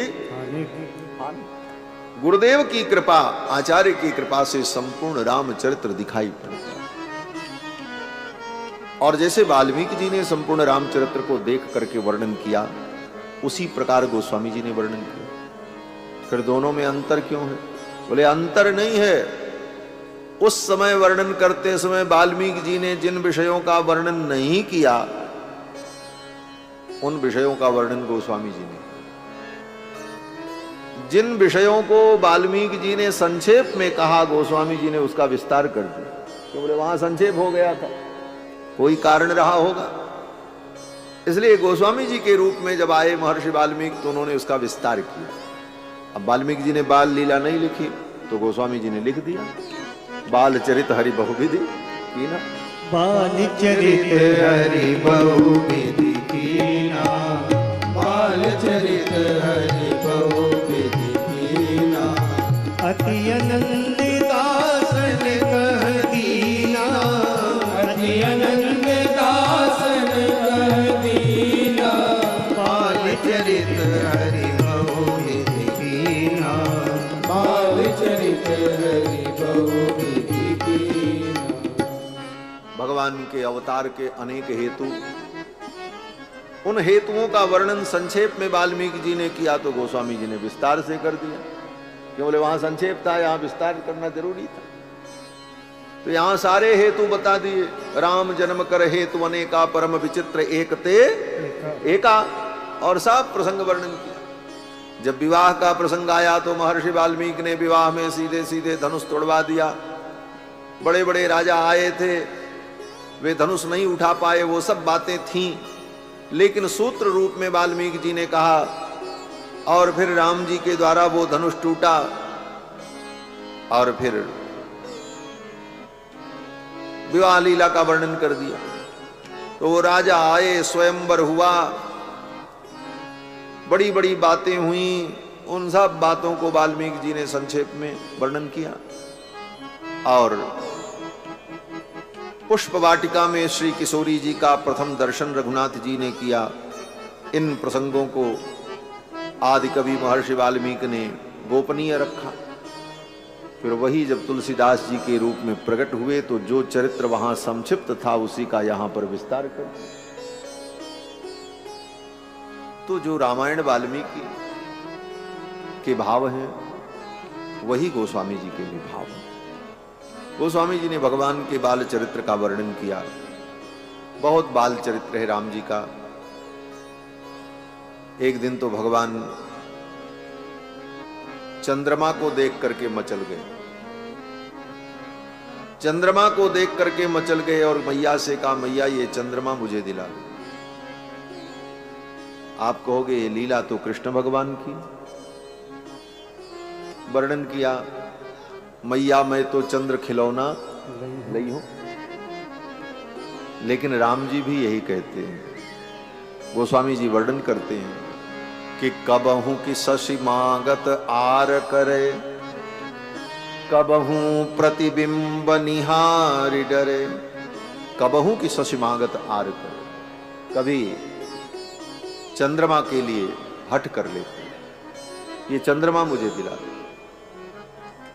और कबहू प्रतिबिंब निहार डरे, कभी तो अपना प्रतिबिंब देख करके ही भगवान डर जाते।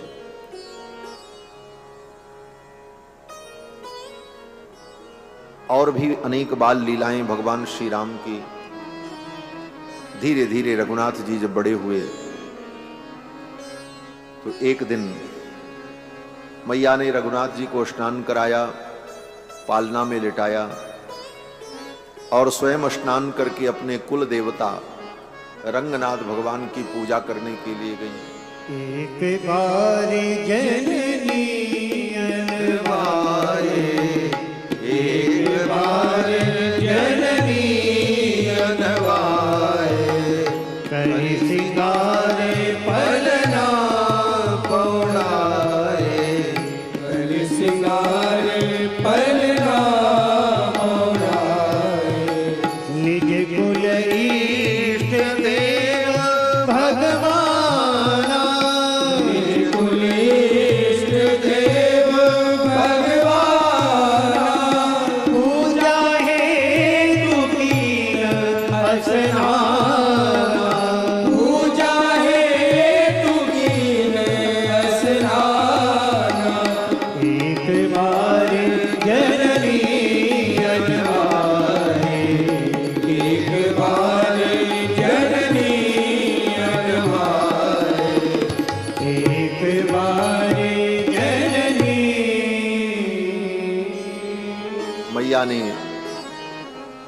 रामलला सरकार को स्नान करा करके, नूतन नवीन वस्त्र धारण करा करके, आंखों में काजल लगाकर पालना में लिटा दिया और फिर स्वयं स्नान करके अपने कुल देवता रंगनाथ भगवान की पूजा करने के लिए। श्री रंगनाथ भगवान रघुकुल के कुल दैवत हैं। आजकल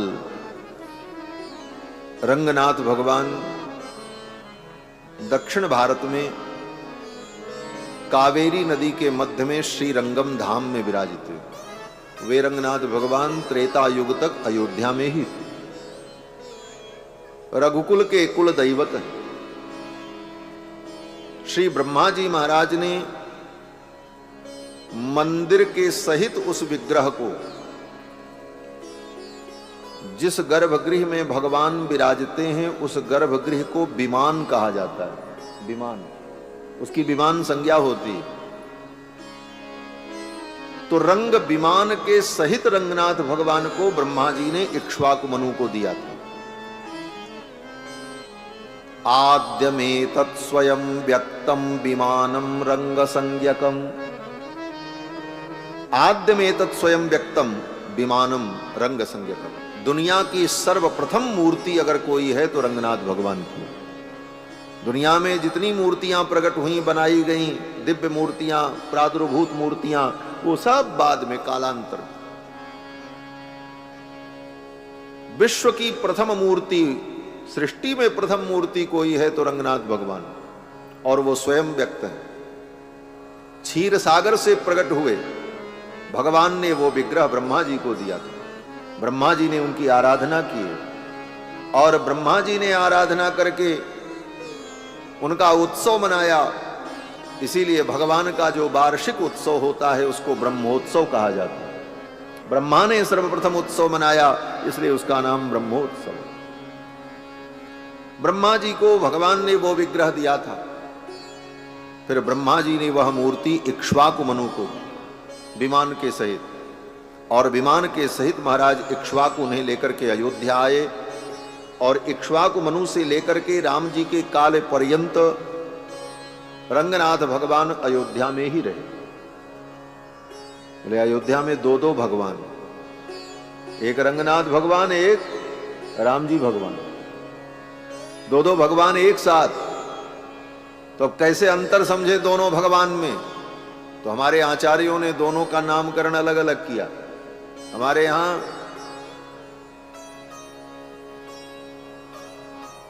आचार्यों ने कहा कि राम जी कौन है? बोले राम जी पेरुमाल। तमिल में आचार्यों ने वर्णन किया पेरुमाल।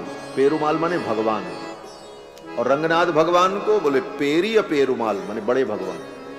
दोनों की संज्ञा हो गई, बड़े भगवान और भगवान।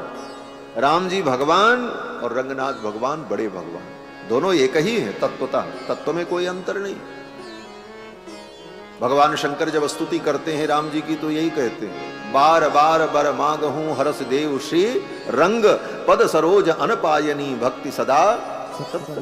रंग ही राम है, राम ही रंग है। लेकिन विग्रह के रूप में और दो रूपों में जब प्रकट हुए एक साथ, तो भक्त को अपने अनुभव के लिए कोई संज्ञा तो चुननी ही पड़ेगी। तो आचार्यों ने संज्ञा की, क्या? बोले ये भगवान और ये बड़े भगवान। बोले भगवान में भी बड़े छोटे होते हैं क्या? बोले भगवान दोनों हैं, लेकिन वो बड़े इसलिए हैं कि बोले वो पहले से हैं, और यही भगवान उनकी आराधना कर रहे हैं। राम जी ने स्वयं रंगनाथ भगवान की पूजा की अवतार लीला में, उनके कुल दैवत हैं। इसलिए पेरुमाल, पेरी पेरुमाल, बड़े भगवान, ये संज्ञा हुई उनकी। तो रंगनाथ भगवान अयोध्या के कुल दैवत। महारानी कौशल्या उनके पूजा के लिए गई। निज कुल इष्ट देव भगवाना पूजा हेतु कीन स्नाना। और पूजा करके जब नैवेद्य भोग लगाया, नैवेद्य समर्पण किया, और नैवेद्य समर्पण करके ध्यान करने लगी कि त्वदीयं वस्तु गोविंद तुभ्यमेव समर्पये गृहाण सुमुखो भूत्वा प्रसीद परमेश्वर। हे परमेश्वर, इस नैवेद्य को आप ग्रहण करो। जब ध्यान किया तो ध्यान में क्या देखती हैं कि रामलला सरकार मंदिर में प्रकट हो गए, और भोग की थाली में जो भोजन प्रसाद है वो प्रसाद ग्रहण करने लगे। बड़े भगवान तो मंदिर में विराजमान थे ही, भगवान भी आ गए, पेरुमाल भी आ गए, दोनों आ गए। ये लीला क्यों हुई? बोले इसलिए कि दोनों में अंतर मत करो। जो अंतर कर रहा है उसकी बुद्धि में भेद है। आजकल तो लोग भगवान में भी अंतर करने में अपनी बुद्धि का सारा दिवाला निकाल दे रहे हैं। हाँ?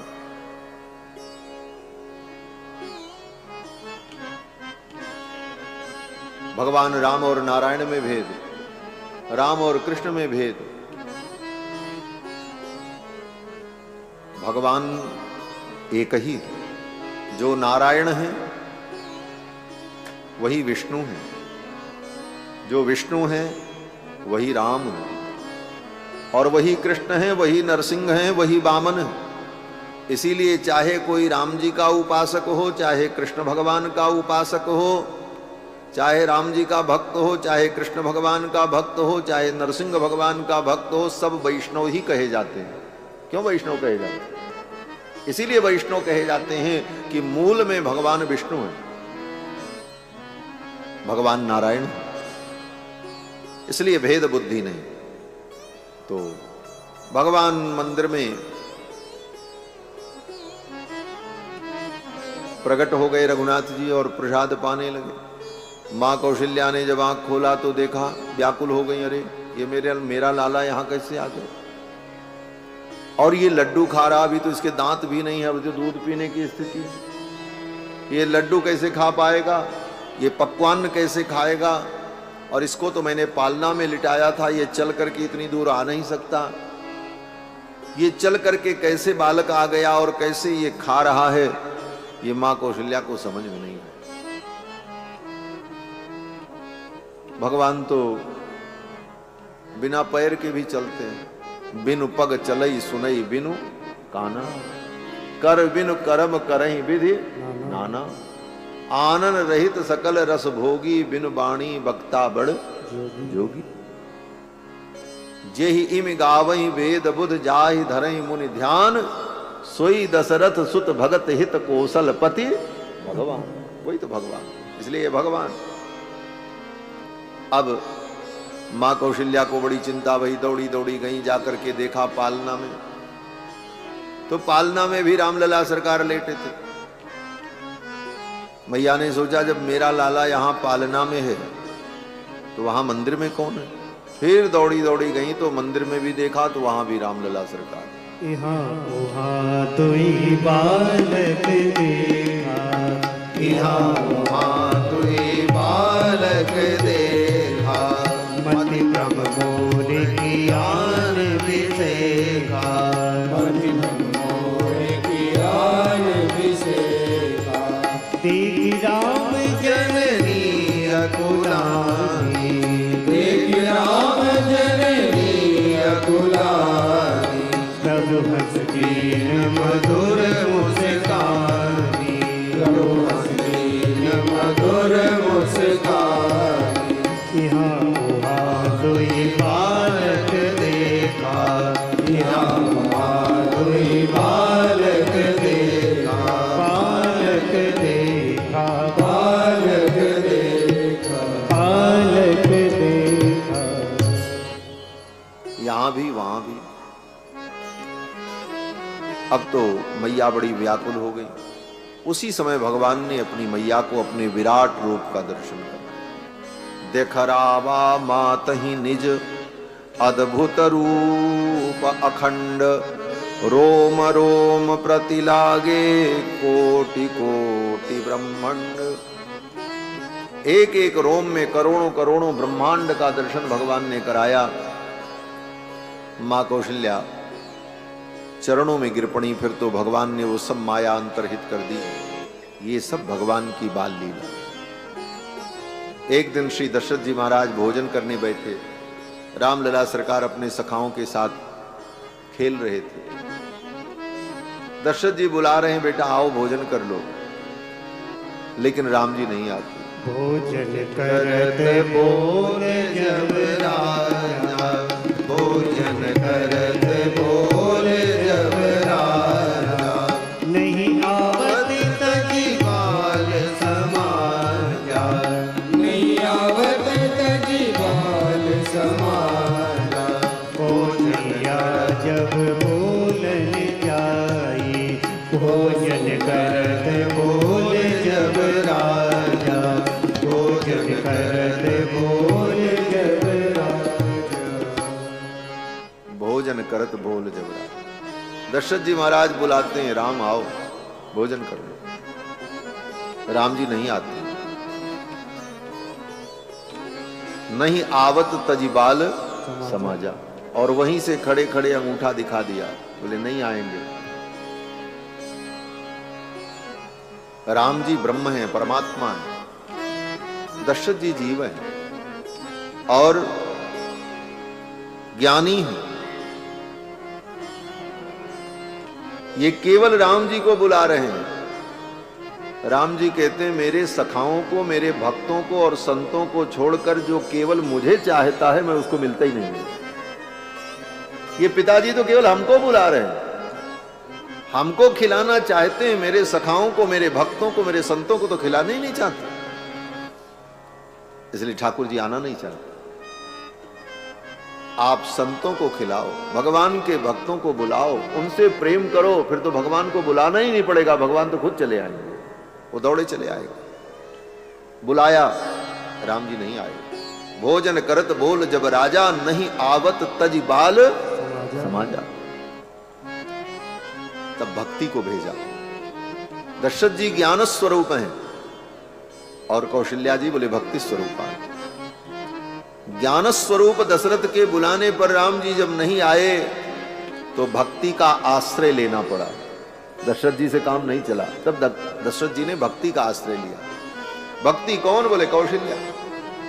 दशरथ जी ने कहा कौशल्य तुम जाओ और राम को ले आओ। ज्ञान के बुलाने पर जब ठाकुर नहीं आए तो भक्ति का सहारा लेना पड़ा और भक्ति स्वयं चल पड़ी। ज्ञान बुलाता है, बोले तुम चल करके आओ, और भक्ति बोले भक्ति स्वयं चल करके ठाकुर के पास जाती है। ये अंतर भी है। दशरथ जी स्वयं चल करके नहीं जाते, बुला रहे हैं आओ आओ, लेकिन कौशल्या जी बोले स्वयं चल करके जा रहे हैं। कौशल्या जब बोलन जाई। लेकिन भक्ति में भी एक समस्या है। अगर भक्ति में ये गर्व हो जाए कि हम भक्ति में लगे हैं इसलिए भगवान हमको मिल जाएंगे, तो फिर भगवान और भक्ति करो लेकिन भक्ति से भगवान को हम पा लेंगे, ये गर्व नहीं होना चाहिए। भक्ति से भगवान मिल जाएंगे, भक्ति साधन बनेगी। बोले जब तक भक्ति को तुम साधन समझोगे तब तक ये भक्ति जो साधन है ना ये कम पड़ जाएगी। क्यों? बोले साध्य अनंत है और साधन सीमित है। सीमित साधन से अनंत को कैसे पाया जा सकता है? बोले तब बोले भक्ति साधन न होकर के साध्य बन जाए, भक्ति साध्य हो जाए, भक्ति का भगवान के साथ अभेद हो जाए, साधन साध्य बुद्धि ही न रह जाए। भक्ति साधन है, भगवान साध्य है, ये भेद न रह जाए, अपितु भक्ति स्वयं साध्य बन जाए। इसीलिए भक्तमाल में भक्ति भगवान सबको एक रूप में चिंतन किया गया। भक्त भक्ति भगवंत गुरु चतुर नाम बपु एक, इनके पद बंदन किए नाशय विघ्न अनेक। कौशल्या जी को लगा मैं पकड़ लूंगी, पकड़ने चली तो भगवान और भाग गए। कौशल्या जब बोलने जाई, कौशल्या जब बोलने जाई, ठुमुक ठुमुक प्रभु चलहि पराई, ठुमुक ठुमुक प्रभु चलहि पराई। कौशल्या जब बोलने जाई, कौशल्या जब बोलने जाई। भगवान और भागने लगे। ठीक ऐसा ही प्रसंग भागवत जी में मां यशोदा कन्हैया को पकड़ने जाती है, पकड़ नहीं पाती, भगवान भागते जाते हैं। त्यक्त्वा यष्टिम सुतम भीतम विज्ञायारभक वत्सला। यशोदा ने छड़ी फेंक दी, अब मैं नहीं पकड़ पाऊंगा। कौशल्या जी भी थक गई और कहती अब मैं नहीं पकड़ती। अर्थात मेरे में सामर्थ्य नहीं है कि मैं तुम्हें पकड़ सकूं। कृष्ण, राम, मेरे में सामर्थ्य नहीं है कि मैं तुम्हें पकड़ सकूं।